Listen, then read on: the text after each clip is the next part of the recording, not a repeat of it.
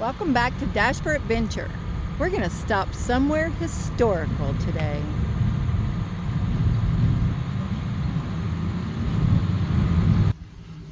All right, so we want to find out more about the monuments and what they mean. So if you see a blue plaque, that marks the position of the Union units, and red plaques are the Confederate units. Cannon marks position of artillery batteries. Finger boards indicate directions, locations, or landmarks. Large cannonball pyramid, stacked 15 high, mark the spots where the brigade commanders were killed, where headquarters sites were. And then the authorized strengths of infantry units. So if we see a company, it's 101 men.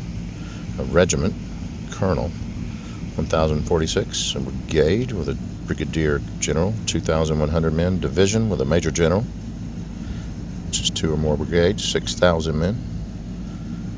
Corps, major general, 18,000 men, which is 2 or more divisions. Selected terms used on the plaques. Battery, a group of cannon, usually 4 or 6. Casualties, soldiers wounded, killed, or missing in action. Enfilade, flank, oblique, skirmish, vedettes. And here's the information about Chickamauga, Chattanooga National Military Park. On August 19th, 1890, less than 30 years after the Civil War, the U.S. Congress established this park.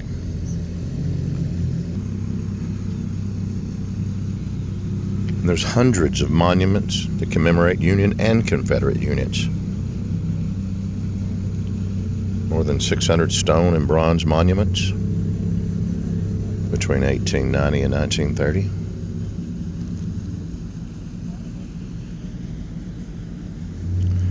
Surviving veterans of the 77th Regiment of the Pennsylvania Veteran Volunteer Infantry gather in front of their newly dedicated monument in 1897. This New York Peace Monument's actually at Point Park on Lookout Mountain. Let's go see what else we can find out about America's first national military park. This is a beautiful visitor center. So we're going to go check out the theater. We're looking for information that isn't readily available, but they've been very helpful here at the visitor center. We're trying to find some information that we may deliver to you guys in some unique videos.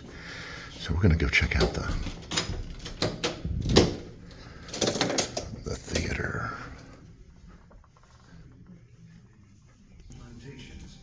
Working to produce a crop the world economy craves: cotton. By the time Abraham Lincoln takes office in 1861, his wife Mary follows him into the response to the Alabama governor's call for volunteers. Calloway, a 28-year-old school teacher, does not own any slaves. He leaves behind 2 small children and wife Dulcinea.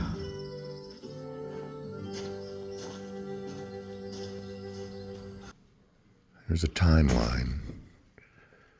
The battles for Chattanooga and Chickamauga.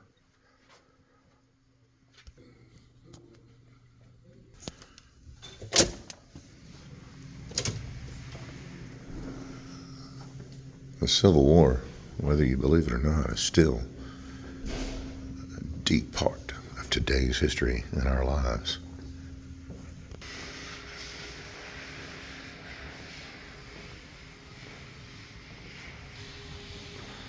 They changed it this way often, and these are actual souls of Chickamauga, soldiers that fought here.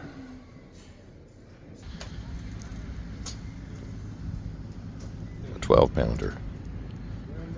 These are the different cannons used here. There's a 12-pounder Napoleon. Range 1,620 yards at 5-degree elevation. Here's a 10-pounder. 1,850 yards. That looks like a pretty precise cannon. It's rifled. This is a 6-pounder smoothbore gun, so this is not rifled at all. And here's a 12-pound howitzer. Again, this one's not rifled. And here is a 3-inch ordnance rifle with a 1,830 yard distance at 5-degree elevation. Rifling refers to the guided lines inside the barrel.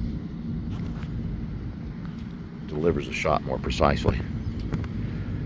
And modern guns have the same thing inside those barrels. I always tell people, if you want to find out about the Civil War, come to this visitor center. Come to this battlefield. It's a great place. It's beautiful. It's even a perfect place to have a picnic with the family. Let's look at the fields out there. So we're going to drive down some of these back roads here and take a look at some history.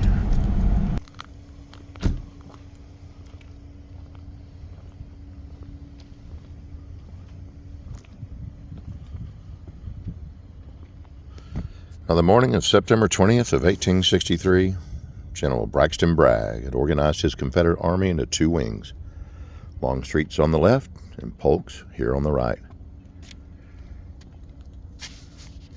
When you go to this park, they tell you the movements and the history, day by day, how the battles went. We are here. This became a very deadly spot right here because they couldn't break through.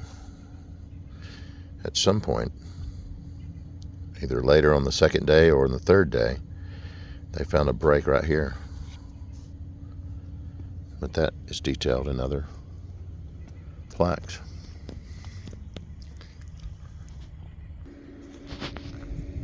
For the strongest part of the Chickamauga Battlefield, during the war, the Federalist line, the Union line, ran through here and through there.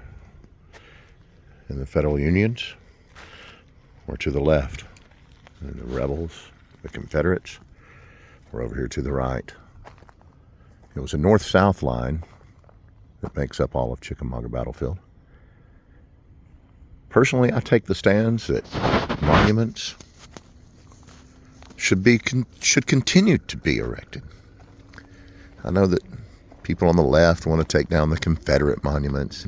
People on the right want to continue to change history. But the truth of the matter is, you do learn.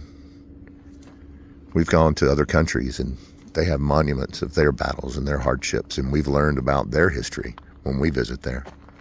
And honestly, if you don't know anything about the Civil War, just come to a battlefield and see the monuments of both the Confederates and the Union, their losses, their gains, their movements, and their personal stories. Once you realize that there's so much knowledge here,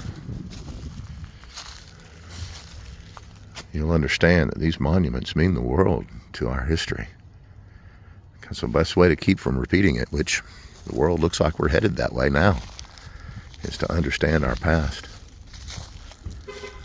I've been told that my whole life, and I understand it now more than ever. This plaque tells you the history of what happened on the day of September 20th, 1863, from the Union side, because we're standing on the Union side of the battle lines. And here is a recounting of the infantry that were here, the captains involved in the battles, as well as the losses, killed, wounded, captured, or missing. A total of 839 people captured or missing or wounded, with a 55.45 percentage of loss at this single battle. It may not seem all that important that it was just a battle here in the woods of Chickamauga on one single day, actually one morning, September 20th, 1863. But every battle of the Civil War was significant to the outcome. There are some battles, even right here in Chickamauga, where captains, I can't remember if it was a captain or if it was a brigadier general. I think it was a brigadier general that said if there had not been a mistake in communication and they had launched their attack just 3 hours earlier as he wanted, it would have secured the win for the Confederates. Now, no one knows if that's true, but could you imagine if there had just been a slightly different outcome, what this world would be like with two different United States? It wouldn't be a United States. It'd be the Confederate States of America and the United States of America. Imagine living in that world. What's significant about this area of Chickamauga Battlefield is actually right on the other side of the road, which is right there. On the other side of the road, there's a statue over there for Abraham Lincoln's brother-in-law, who served on the Confederate side. He was killed over there. I think he was Brigadier General Helm, Benjamin Helm. And many of the monuments here on this side of the line talk of him as well. And a lot of these represent individual regiments. Like this was the 35th Indiana. And there will be people in Indiana that have relatives that fought and died here. And that's what this monument represents. The Union side battle for the 35th Indiana here in Chickamauga, Georgia.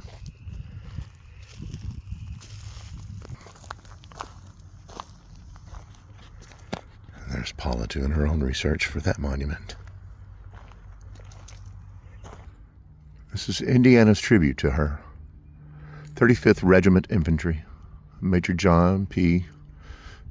Duffy commanding, 3rd Brigade, Barnes, 3rd Division, Van Cleve, 21st Corps, Crittenden. September 19th, this regiment went into action east of the Lafayette Road, south of Vineyards, facing northeast at 3 p.m., fighting desperately until dark. Lafayette Road is right over there. And one of the things that makes this park so unique to the rest of them, the veterans of this war actually came out here and placed these monuments. They recounted where their friends died, where their fellow soldiers fell. They recounted the smell of the smoke that laid on the forest like a thick fog. They stood in these places and they said, this is where the 35th Infantry from Ohio passed, or the 35th Infantry from Indiana, as that monument behind me was placed for. I'm not sure if other parks were designed or placed or mapped out by their veterans. I'm sure that there's documents that were used and official research used to build the other parks. But this one, it just seems like it had to be so close to the actual truth because it was designated so soon thereafter, the Civil War itself. And the veterans themselves came out here and said, this is where it happened. Imagine being out here hunting or being hunted with the swampy rain coming from the Chickamauga Creek rising through the woods. The crisp sound of leaves as you try to keep quiet.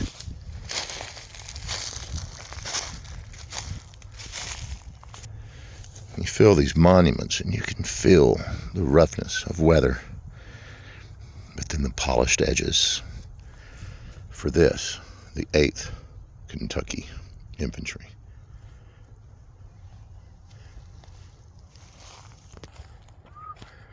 Look at this beautiful monument. This is Indiana's tribute to her 29th Regiment Infantry. Lieutenant Colonel David M. Dunn, commanding, part of the 2nd Brigade, Dodge, 2nd Division, Johnson, 20th Corps, McCook.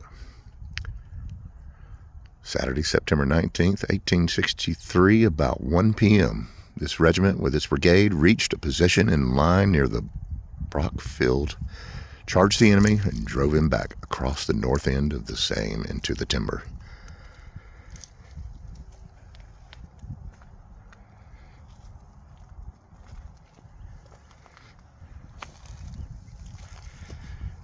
It just blows my mind when people say, we need to tear down these monuments.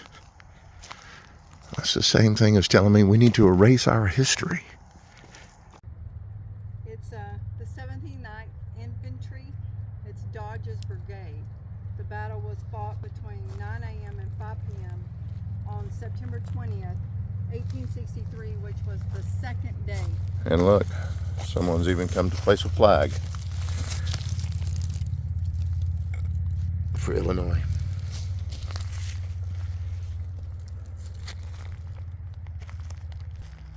So many of the trees were decapitated during the war from cannon shot. So imagine, these aren't obviously trees that were damaged during the Civil War, but nonetheless, weather has taken them out, and it looks eerily similar as to what it might have been. Look at this tree and that one. This one right here in front of me, and then off in the distance you can see more.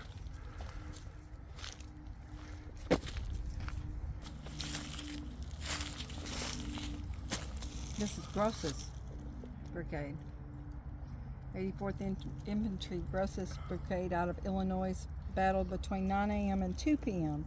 on September 20th of 1863. I would not want to be traveling through these woods with late 1800s military uniforms and musket loading rifles through that creek. Especially knowing that it might be your ultimate demise out here in these woods. Here's the 51st Regiment of Ohio Infantry. As you can see, all of these are dated September 20th of 1863, so that was the second day of Chickamauga Battle.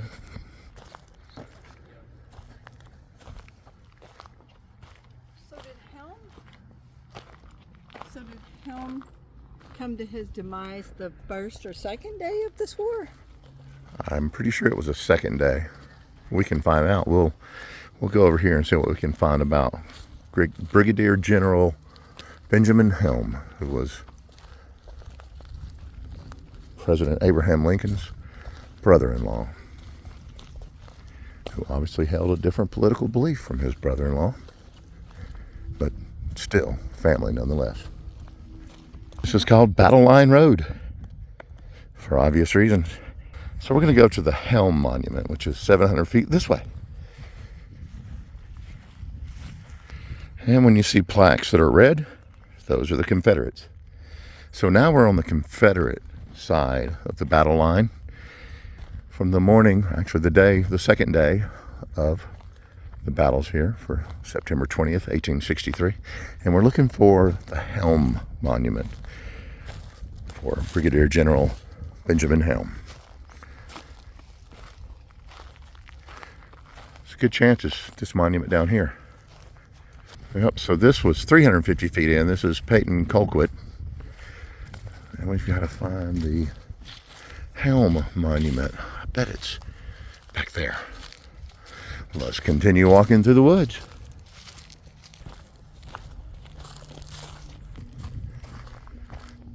Probably down there on the left. I see a Brigadier General Monument. Looks like there's a wreath up here, like someone would put on a gravesite. Family may have come up here and left this here. So this is exactly where Brigadier General Benjamin H. Helm from the Confederate States of America fell at about 10 a.m. on September 20th of 1863. And the significance of this is Abraham Lincoln's sister was married to him. This was Abraham Lincoln's brother-in-law. The news that his brother-in-law had fell weighed heavily on President Lincoln. Can you imagine rising to the office of the presidency of the United States of America, only to be handed a country torn to pieces and your own brother-in-law dying in a battle of a civil war right here in these woods of Chickamauga? Somebody from Kentucky visited here and placed this wreath on this monument. Proof that all those years ago are still affecting the lives of people today on a personal level and even on a geopolitical level. For him to have fallen right here, this had to have been a skirmish line. Let's go over here. There seems to be some cannons which most likely were involved or represent the involvement of the infantry here on the second day of the Chickamauga battle. Let's go see what it says.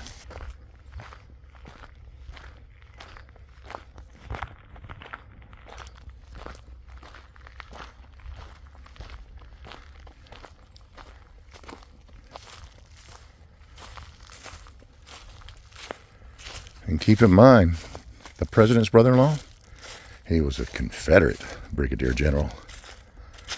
I had to weigh heavily on him.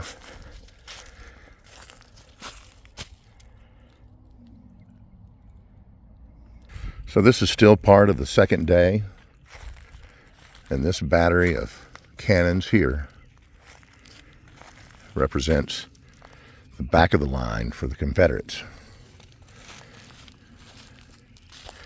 And although the Union came so close that Brigadier General Benjamin Helm died over there, ultimately the Confederates won this battle.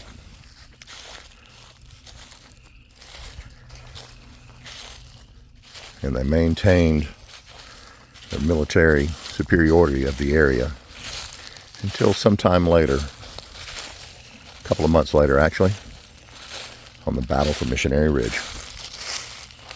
And that's where the Union military broke through. But that's a different story for a different day. This day was just to go find Brigadier General Benjamin Helm's resting place. Battle of Chickamauga saw 34,000 casualties. It was one of the bloodiest battles of the Civil War. Out of those 34,000 casualties, not all of them were deaths. About 10,000 actually were fatalities. The rest were wounded beyond service. We are just touching on so much of a small piece of the grand picture here. And this is just one part of the Civil War.